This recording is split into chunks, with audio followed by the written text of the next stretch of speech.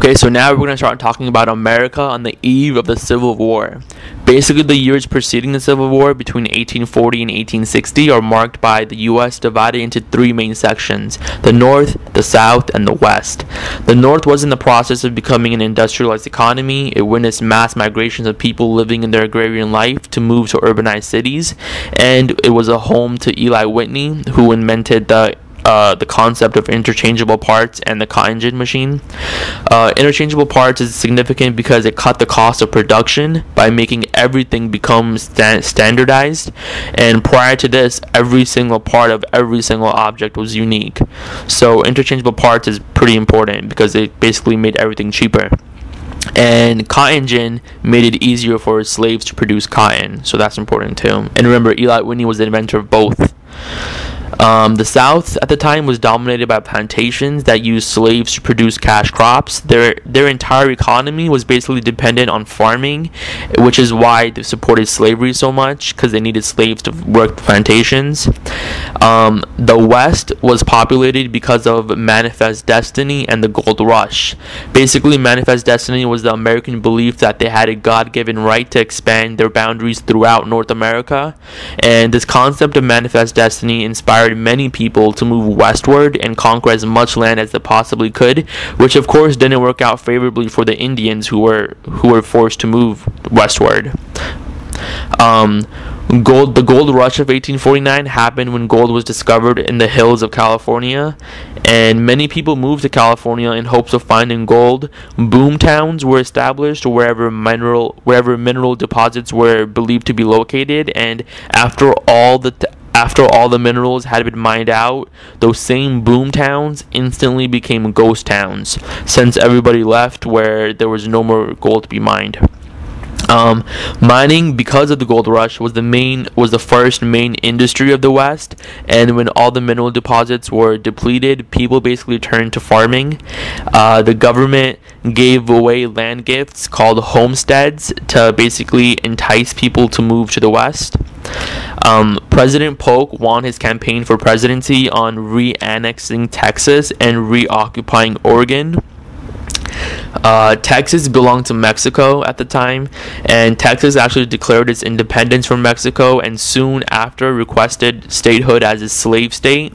However, adding just Texas would have imbalanced the number of free versus slave states in the Senate, so they quickly had to add another state too, and the Mexican-American War ended with the Treaty of Guadalupe Hidalgo of 1848, which made the Rio Grande the southern border of Texas and gave U.S. California and New Mexico. The Oregon Territory was shared by the U.S. and Britain, but U.S. wanted complete rights. The U.S. and Britain compromised by dividing the territory along the 49th parallel, which is important. Remember, they split Oregon Territory along the 49th parallel. Thus, Texas became a slave state and Oregon became a free state. California also experienced a surge in population because of the gold rush of 1849, where people came to California to mine for gold, basically. California applied for statehood and it became a free state. The Compromise of 1850 was made by Henry Clay, Daniel Webster, and John C. Calhoun.